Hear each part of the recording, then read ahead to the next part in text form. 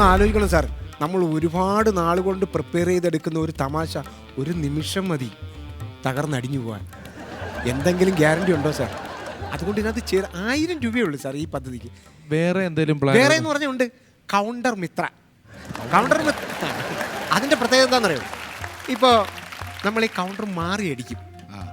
അതായത് മരണ വീട്ടിൽ ചെന്നിട്ട് കല്യാണ വീടിന്റെ കൗണ്ടർ അടിച്ച് കളയും. അത് ഞാൻ അറിയാണ്ട് പറഞ്ഞു പോയതാ കേട്ടോ. അല്ല, ഞാനൊരു ഉദാഹരണം പറഞ്ഞു.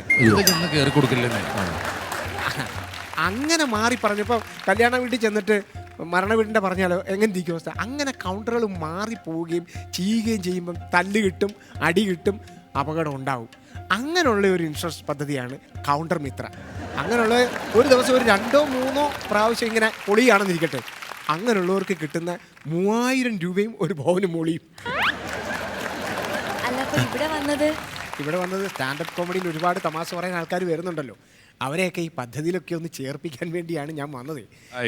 താഴെ അവരൊക്കെ നിൽപ്പുണ്ട്. ഞാൻ അവരെയൊക്കെ ഇതിനകത്തൊന്ന് കുഴപ്പമൊന്നുമില്ലല്ലോ. പിന്നെ ഞങ്ങളെ ഒന്നും ഇതിലൊന്നും ചേർക്കാൻ പറ്റത്തില്ലേ? നിങ്ങളെയൊക്കെ ഇതിനകത്ത് ചേർക്കാൻ പറ്റുമോ? അതുകൊണ്ടല്ല, നേരെ ചൊവ്വേ ഒരു തമാശയെങ്കിലും പറയുന്നവരെ മാത്രമേ ഇതിനകത്ത് ചേർക്കത്തുള്ളൂ. നിങ്ങളെയൊക്കെ ചേർത്ത് കഴിഞ്ഞാൽ കമ്പനി പൂട്ടി പോവുകേ. ഞാനതിന് കൂട്ടിക്കത്തില്ല.